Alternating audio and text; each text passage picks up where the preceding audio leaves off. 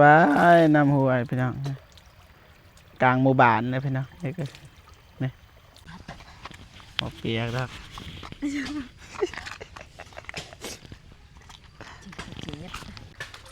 บอกขี่รถเนาะมันก็บอกใกล้พี่น้องนี่ มันบ่ไกลปานใด นี่บอลนี่มีเขื่อนน้อยๆฮะก็ติดกับบ้านน้องซิมมันแหละพี่น้องนี่ลืมบ่อพี่น้องเนาะขอบใจหลายๆเด้อไอ้เจ็บได้ไอ้เจ็บรู้ใจจริง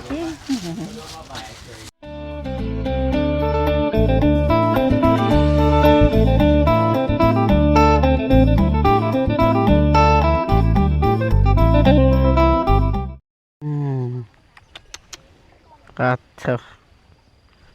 น้องเดิมสบายดีน้องเดิมว่าเถอะพี่น้อง ๆสบายดีเด้อไอ้เจ็บ โดยสบายดีเด้อพ่อแม่ บ่ได้ยินดอกโอ้เจ้าสบายดีเด้อแม่เด้อโอ้ยไอ้นางแดงไปละสักเครื่องบ่แม่สักได้แล้วล่ะบ่บ่มีสบู่สบั่งนี่ลูกโอ้บ่มีเด้ให้กำลังเดิมนี่เด้ข้าวนั่งเดิมให้เด้อแม่บ่มีสบู่สบั่งป้าปกติน้องเดิมอาบอยู่นี่บ่ ฮะ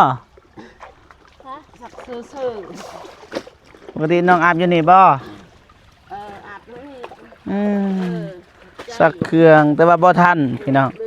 ต้องเดิมสักเครื่องพี่น้องโอ้นี่บ่ทันซ้ำคือบ่อาบเลยเนาะอาบเลยสักเลยนี่บ้ายน้ำหอยสบายน้ำหัวพี่น้องกลางหมู่บ้านเลยพี่น้องนี่ก็นี่มีเครื่องซ้ำพี่น้องนะเรื่องน้ำก็สบายสบู่มีเงินมันไม่สบู่เด้สบู่น้องเดิมเอาให้เลยขอบใจมีน้องเดิมใจดีเนาะใจดีกับทักทายสบายดีและสวัสดีพ่อแม่พี่น้องเบิร์ดสุขูสุคนเนาะเอาในลาวและก็ต่างประเทศเนาะก็ยินดีต้อนรับเข้าสู่ซองเบาเจ็บคือเก่าพี่น้องเนาะตอนนี้ก็ว่าสิไปหาน้องเดิมสืบต่อภารกิจสร้างห้องน้ำแต่ว่าไปพ่อน้องอยู่นี่พี่น้องนะนี่อ๋อเป็นเนียนไปรัดลงได้บ่เจ็บก็บ่เคยหูแต่ว่าน้องเดิมมาซักเครื่องอยู่นี่ตลอดพี่น้องนะก็คิดว่าอยู่เฮือนนั่นแหละคิดว่าอยู่บ้านพี่สาวน้องเดิมหลังสีแดงคิดว่าอยู่ฮั่นปกติที่จริงมาเห็นอยู่นี่สามพี่น้องตอนแรกน้องก็มาอาบอยู่นี่ป่ะมาน้องเดิมอยู่นี่โอ้เราคิดว่าอาบอยู่เฮือนพี่น้องเนาะดีแล้วที่เฮ็ดห้องน้ำมันยากเนาะอยู่นี่มันสบายน้ำมันไหลเลยแต่ว่ามันสิใสกับบ่ใสพี่น้องเนาะมันจะดำแน่แบบมันขุ่นนะพี่น้องปนกับน้ำใสเดี๋ยวบ่เคยเห็นบ่น้ำอยู่นี่บ่ปกติไปหาเก็บผักเมื่อนั้นพูนอยู่เทิงพุ่นอันนี้ไก่อยู่กับบ้านเลยนี่ก็โรงเรียนพี่น้องเนาะแล้วแบ่งให้แม่เฒ่าก็ได้แผบถอยด้วยเลยมั้ยขอบใจอ้าวหายเลยบ่โยขอบใจจังได้บัดหยุดถามแป๊บก่อนสิถามก่อนทักทายกองอีกหนักเติบพี่น้องปลาไก่บวกไก่กับบานเลยพี่น้องสวยนะพอเปียกแล้ว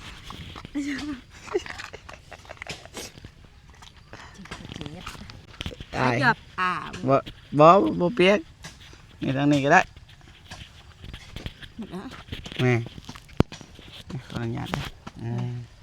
สบายดีครั้งเด้อไอ้เจ็บสบายดีเด้อพ่อแม่พี่น้องพี่ใหญ่ใจบุญทุกท่านสบายดีFC พังไทยพังลาว อยู่ต่างประเทศหรืออยู่ในบ้านก็สบายดีเบิดสุขูสุขคนเด้อสบายดี เครื่องลายเนาะเกือบเต็มกระตาพี่น้องซักคู่มือบ่คู่มือก็ซักอยู่นี่บ่ โดย บ่ฮู้พี่น้องเนาะมาเจอพี่น้องนี่เจ็บประครับรถมาโอ้ยไผอาบน้ำไปเบิ่งนะเอ้าน้องเดิมโอ้ยคิดว่าดาราจะใส่เมื่อเลยบ่ เมื่อ เมื่อเลย โดย สิขี่ยังได้บัดนี้ กินยา มันหนักเลย ถือเอง บ่ขี่รถบ่ มันเป็นหยังมันยาก มันยากเนาะ เด้อ อ้าวบ่ขี่ก็บ่ขี่บ่ขี่ก็ไปบ่ขี่รถเนาะมันก็บ่ใกล้พี่น้องนี่ มันบ่ไกลปานใด ในบอนนี่มีเขื่อนน้อยๆฮะก็ติดกับบ้านน้องซิมนั่นแหละพี่น้องนี่มันก็บ่ไกลประมาณ100 ปลายเมตรพี่น้องเนาะก็สิฮอดบ้านน้องซิมเลย100 เมตร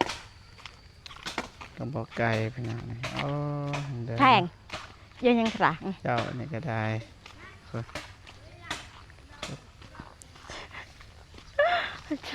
ไปเลยพี่น้องนะไม่ก็ยืนนำลงเดิมพี่น้องไปนำพี่น้องนะนำเลยมานำบ่ได้พี่น้อง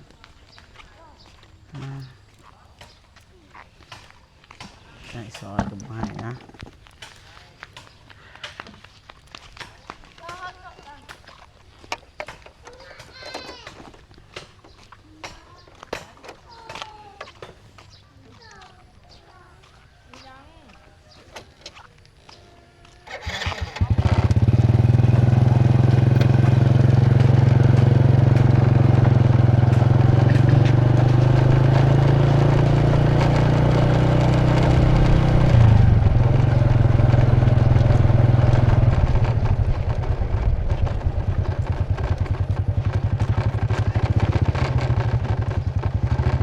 ไปรถพักผ่อนก่อนก็ได้คันเมื่อยก็ได้ ว่าเป็นหยัง บ่เมื่อยบ่ ว่าเมื่อย ฮอด จนลำเหรอ ไป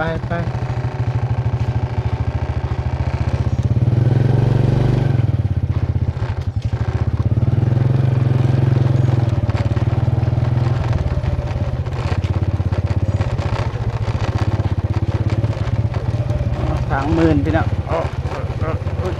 เอ้ย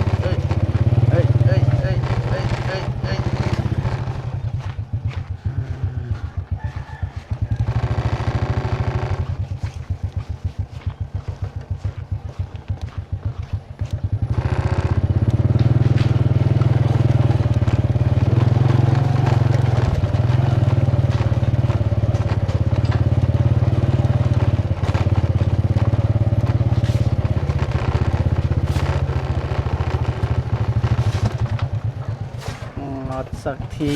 พี่น้อง200 เมตร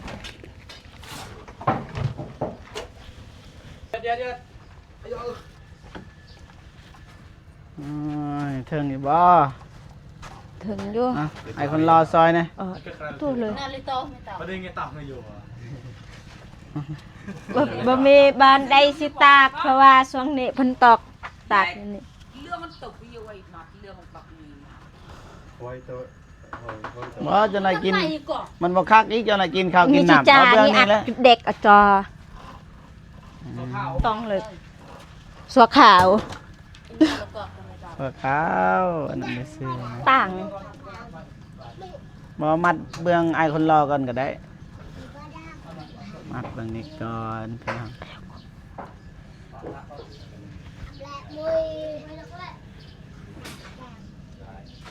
เย้ ฮะมัดเบื้องนี้อีกต่ำๆก็ได้นะเฮ็ดต่ำๆเอามัดใส่เสานี้แล้วก็เสานี้มันสูงรู้สึกว่ามันบ่เป็นหยังดอก รู้สึกบ่ค่อยสบายพี่น้อง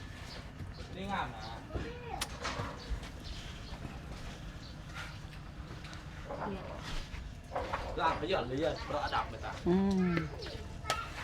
ไอคนรอได้ซักเครื่องอยู่ใช้ปกติบ่น้องเดิมซักบ่ แมน อืม ซักอยู่ว่าเขื่อกินกับใครกัน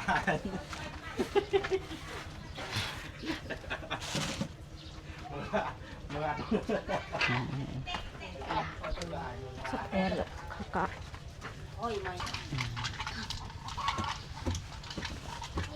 ใส่เกาะอีกทีเนาะโอ้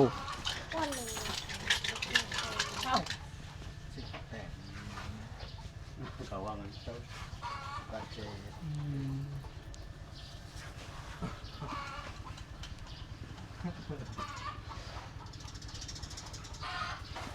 ไอ้ยังคืออะไรเนี่ย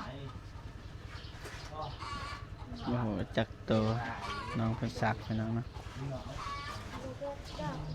มาเจ็บก็มีของกินมาฝากเหมือนเดิมได้สร้างเพิ่นแล้วก็ข้าวบ่เจ็บสิกินเองพี่น้องเนาะเพราะว่าบ่ได้กินข้าวเช้าแล้วก็มีปิ้งแล้วก็สิกินเองพี่น้องเนาะจบคลิปแล้วก็สิกินก่อนพี่น้องเพราะว่าบ่ได้กินข้าวแต่เช้าพี่น้องเรือนั้นมันให้น้องเดิมแล้วก็ซื้ออะโวคาโดนำแน่พี่น้องเนาะเพราะว่าน้องเดิมเพิ่นอยากกินพี่น้องเนาะสร้างลายมือแหละแต่ว่าเขาก็ลืมซื้อพี่น้องก็เลยซื้อให้มื้อนี้พี่น้องเกาะเหล็กพี่น้องเกาะเหล็กบ่ โดย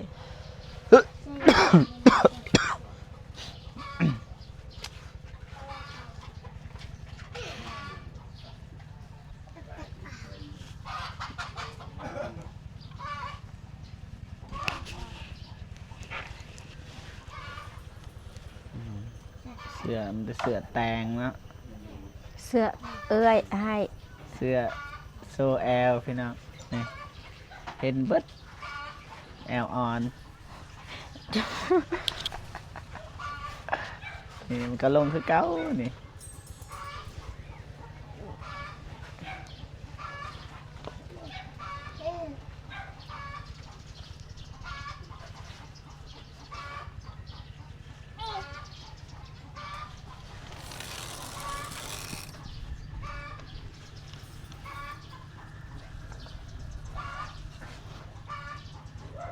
ช่วงนี้ฝนตก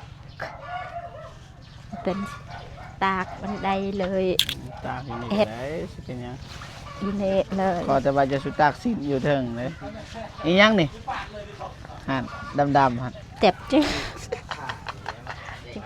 โอ้ยแรง เป็นหยังแหละเสื้ออีหยังเสื้อในพี่น้องมันเดิมอายเห็นหยังปกติพี่น้อง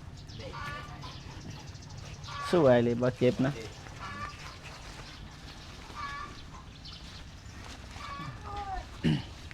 ซื้อแนวกินแล้วก็ซื้ออะโวคาโด1 โลพี่น้องให้น้องเดิมพี่น้องแต่บ่ทันสุกปานใดพี่น้องบ่ทันสุกตัวนี้จะซื้อข้าวเพื่อตัวเองแน่นี่แล้วก็ตัวนี้นี่พิเศษนี่เอาสกินเองจังหน่อยพี่น้องไก่นั่นมันซีทงให้สร้างเพิ่นเนาะ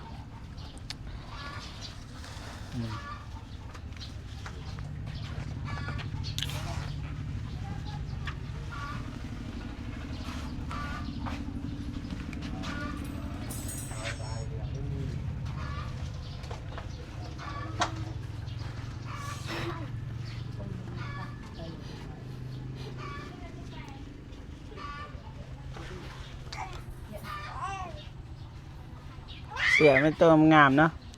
โดยเสื้อ ขายบ่ พิมพ์ ขายบ่ บ่ขายสิให้ฟรีให้ไอ้เจ็บ มีนะแนวจากใดเสื้อเดิมนั่นปกขึ้นยัง เจ็บ สีถ่ายทางล่างเลยพี่น้องหน้าน้องเดิมเคินเลย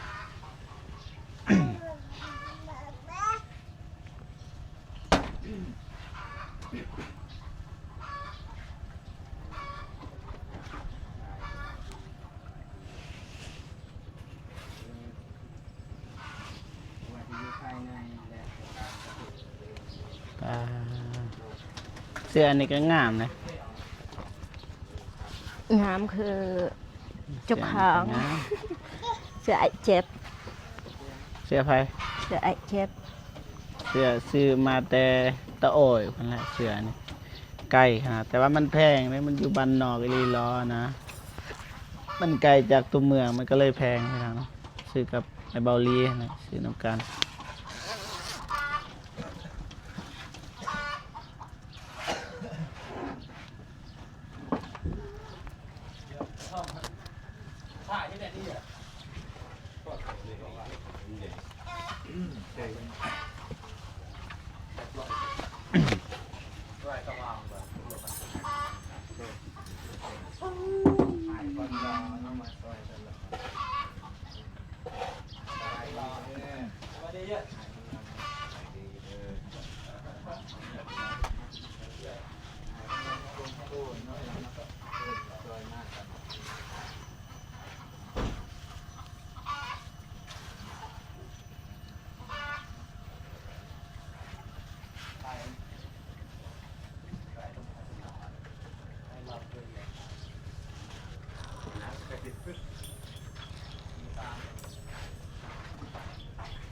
อย่างเด้นี่เด้ส่งนะ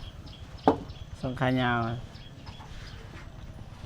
เพื่อนมาส่งขายาว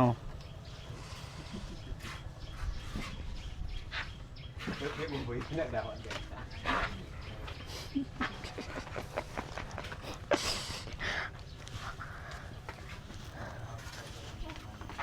อีมาเอาเห็น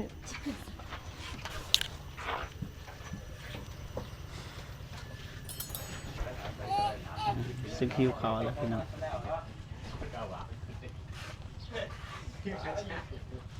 áo pro cái cái nó muốn sao không mà không cái này cái vô đá อ่าตัดอยู่หลัง ตักอยู่ลังป่ะ โดย